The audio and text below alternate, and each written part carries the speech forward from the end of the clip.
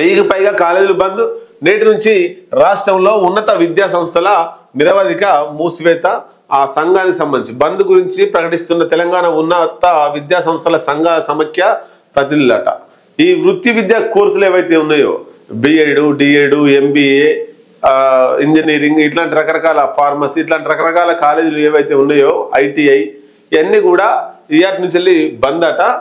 దానికి సంబంధించి pharmacy, B Ed, engineering పరీక్షలు వాయిదా. దసరాలోపు బకాయిలు 1200 కోట్లు ఇస్తేనే విరమణ.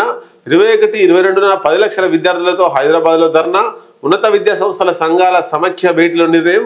రాష్ట్ర వ్యాప్తంగా 14 లక్షల మంది విద్యార్థులపై ప్రభావం. గత సర్కారు పాపాన్ని ప్రస్తుత ప్రభుత్వం మోస్తోంది. ఆ సానుభూతి ఉన్నందునే 20 నెలలు ఓపిక పట్టాం. ఐఏఎస్లు 1 నెల జీతం త్యాగానికైనా సిద్ధపడ్డారా? ఉన్నత విద్యా సంస్థల సంఘాల సమైక్య చైర్మన్ రమేష్. కళాశాలల యజమాన్యాలతో ముగిసిన చర్చలు, నేడు నిర్ణయం తీసుకుంటాం డిప్యూటీ సీఎం బట్టి విక్రమార్క. ఏదేమైనా అసలు ఇంజనీరింగ్ విద్యను పేదలకు దగ్గర చేసింది వైఎస్ రాజశేఖర రెడ్డి. ఇంజనీరింగ్ చదవాలంటే ఆ ఫీజులు కట్టలేక ఇంజనీరింగ్ చదివేటువంటి పరిస్థితుల్లో పేదవాడి పిల్లలు లేకుండే. వైఎస్ రాజశేఖర రెడ్డి వచ్చిన తర్వాత ఫీజు రియంబర్స్మెంట్ పేరిట, స్కాలర్షిప్ల పేరిట ఇంజనీరింగ్ విద్యను పేదవాడికి దగ్గరికి తీసుకొచ్చిండు. చాలా మంది పేదవాళ్ళు ఇంజనీరింగ్ విద్యను చదివారు. మరి ఇప్పుడు కూడా కేసీఆర్ చేసిన పాపమే, ఇప్పుడు రేవంత్ రెడ్డి చేసిన పాపం ఏం కాదు. ఈ ఫీజు రియంబర్స్మెంట్, స్కాలర్షిప్లు, బకాయిలు 1200 కోట్ల బకాయిలు ఎక్కడిది? రేవంత్ రెడ్డి వచ్చినాక 1200 బకాయిలు కాలే, 1200 కోట్ల బకాయిలు ఎప్పుడైంది? అది కేసీఆర్ ఉన్నప్పుడే అయింది. కేసీఆర్ ఉన్నప్పుడే అయింది. ఇప్పుడు అది తీర్చాలంటే రేవంత్ రెడ్డి తోటి అయితలేదు. లేవాడా మొన్ననే కుండబద్దలు కొట్టిండు కదా. ఏం చెప్పిండు? ఖజానా లేదు నా దగ్గర, కోసుక తింటారా, కొరక తింటారా, నరక తింటారా అని చెప్పి మాట్లాడిండు కదా. మరి కేసీఆర్ ఉన్నప్పుడు ఎందుకు కొట్లాడలేదు ఈ విద్యా సంస్థల అధినేతలు? కేసీఆర్ ఉన్నప్పుడు ఎందుకు ఫైట్ చేయలే? కేసీఆర్ ఉన్నప్పుడు ఎందుకు పోరాటం చేయలే? కేసీఆర్కి ఏమన్నా భయపడరా? అంటే ఇప్పుడు రేవంత్ రెడ్డి ప్రభుత్వాన్ని కొంత ఇబ్బంది పెట్టే ప్రక్రియ. ఏదేమైనా రేవంత్ రెడ్డిని మనం సపోర్ట్ చేయడం కాదు ఇక్కడ.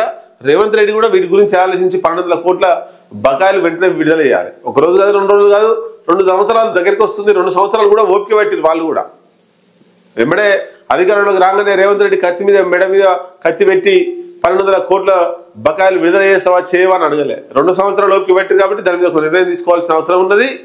ఈ వృత్తి విద్యా కోర్సులలో చదివేటువంటి పిల్లల భవిష్యత్తును కాంగ్రెస్ ప్రభుత్వం నాశనం చేయొద్దు, వాళ్ళ ఉసురు తలగొద్దంటే వెంటనే ఫీజు రియంబర్స్మెంట్, స్కాలర్షిప్లు పెండింగ్లో ఉన్నటువంటి 1200 కోట్ల రూపాయలు ఇవ్వాలి.